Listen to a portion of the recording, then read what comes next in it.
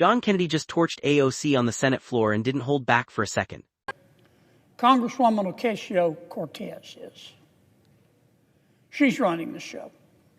It was no accident the other day the Congresswoman let it slip.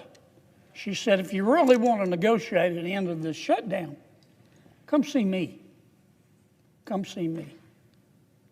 And I think any fair-minded person has to look right now and say that the two leading members, the quarterback, the two leading members of the socialist wing of the Democratic Party, the quarterback is Congresswoman Ocasio-Cortez. Now, her substitute is Senator Bernie Sanders.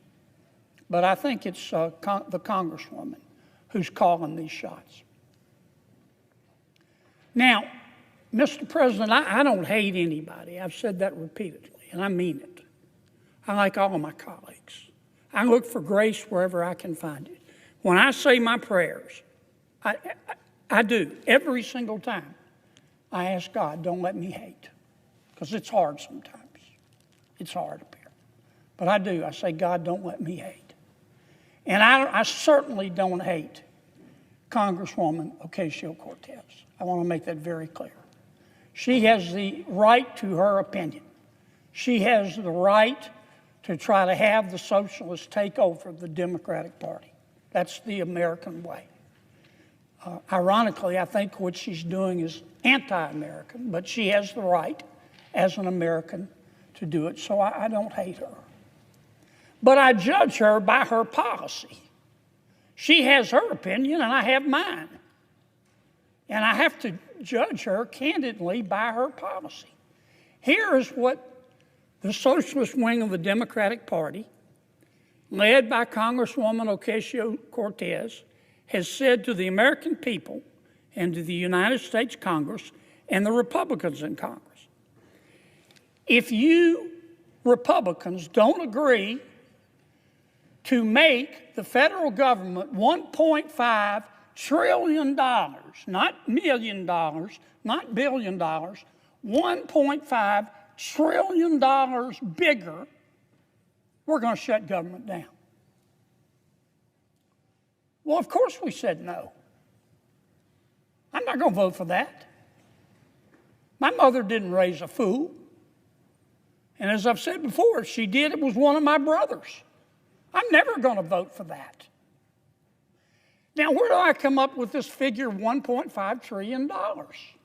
Well, the first thing that the socialists and Congresswoman Ocasio-Cortez is asking us to do is to repeal the health care reforms in the One Big Beautiful Bill. We just passed them. We just passed them. Here it is, Subtitle B, Health in the One Big Beautiful Bill. Now, we didn't cut Medicaid in the One Big Beautiful Bill. In fact, under our bill, Medicaid is going to increase 2% a year over the next 10 years. We found $3.6 million for pastry cooking classes and dance focus groups for male prostitutes in Haiti. I kid you not. I'm not making this up. That was in the budget under President Biden. We took it out. Congresswoman Ocasio-Cortez in the socialist wing, the loon wing of the Democratic Party, says we're going to shut down government until you put it back in. $4.2 million.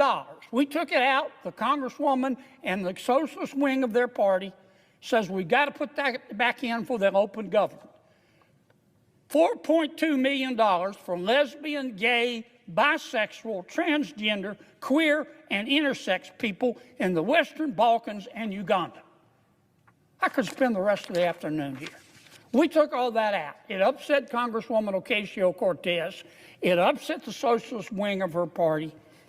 And now that wing of her... If there's one Republican in Washington who knows how to turn a Senate speech into a viral political beatdown, it's Senator John Kennedy.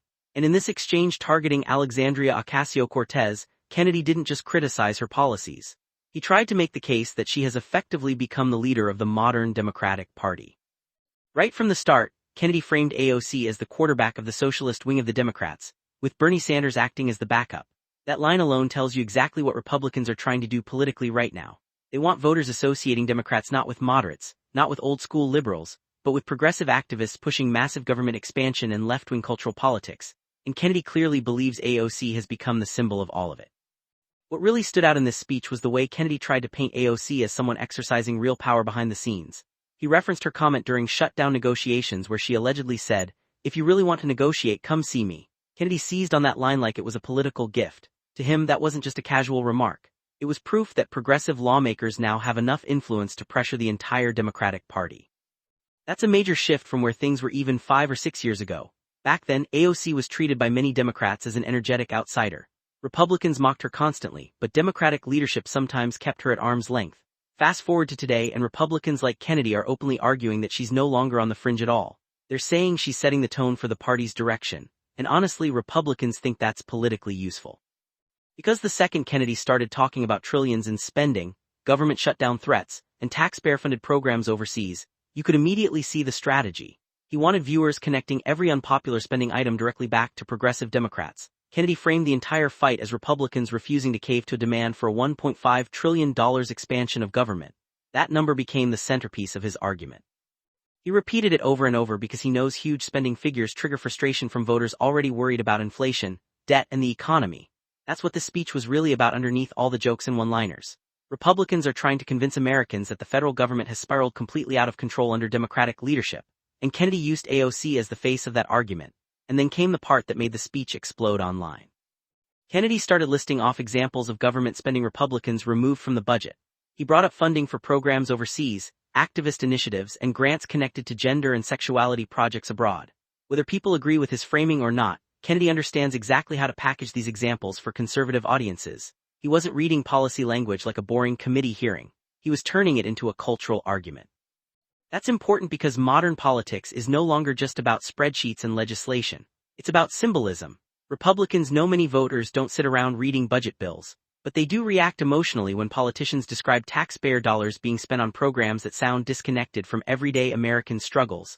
Kennedy knows that better than almost anyone in Congress, and the delivery matters too. One reason Kennedy clips spread all over social media is because he doesn't sound like a traditional politician. He mixes humor, sarcasm, and Southern storytelling in almost every speech.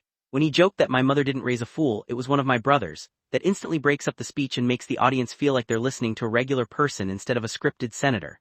That communication style is incredibly effective in the internet era. Most politicians sound rehearsed. Kennedy sounds like he's talking off the cuff, even when he clearly knows exactly where he's going. But beneath the humor, the speech carried a serious warning for Democrats. Kennedy repeatedly described AOC's faction as the socialist wing and even called it the loon wing at one point. Harsh language, absolutely. But Republicans believe those labels work because they think many independent voters are uncomfortable with the rapid leftward shift on economic and cultural issues.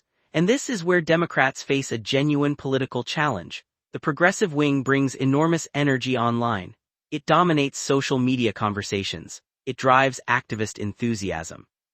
But at the same time, Republicans have become very skilled at using progressive rhetoric and spending priorities against Democrats in swing states and moderate districts. So Democrats are stuck balancing two very different coalitions. One side wants aggressive progressive policies and confrontation. The other side worries that the party is drifting too far left for average voters. Kennedy's speech was designed to widen that divide. He even went out of his way to say multiple times that he doesn't hate AOC personally. That part mattered politically because it let him appear measured while still attacking her agenda aggressively. Instead of framing it as personal animosity, he framed it as a battle over ideas and the future direction of America. That's smart politics, because voters are exhausted by non-stop screaming and personal hatred in Washington. Kennedy wanted to come across as someone criticizing dangerous policies rather than simply insulting political opponents. Whether people buy that distinction is another story, but strategically it's obvious why he approached it that way. And honestly, this entire speech reflects the broader Republican strategy heading into future elections. They want every major political debate centered around government spending, inflation, border security, and cultural backlash against progressive activism. They want voters asking themselves whether they trust conservatives or progressive Democrats to manage the economy and represent mainstream American values. That's why Republicans constantly elevate figures like AOC in their messaging. They believe she energizes conservatives almost as much as she energizes the left. And Kennedy, with his sharp delivery and viral-ready lines, may be one of the most effective messengers Republicans have for making that case. Because at the end of the day, this wasn't just a speech attacking one congresswoman. It was an attempt to define the entire Democratic Party through her image, her rhetoric, and the progressive movement she represents. And judging by how quickly clips of this speech started spreading online, Kennedy knew exactly what he was doing. If you enjoyed this breakdown, make sure to like, subscribe, and comment below. Do you think AOC is truly becoming the face of the Democratic Party, or are Republicans exaggerating her influence to score political points?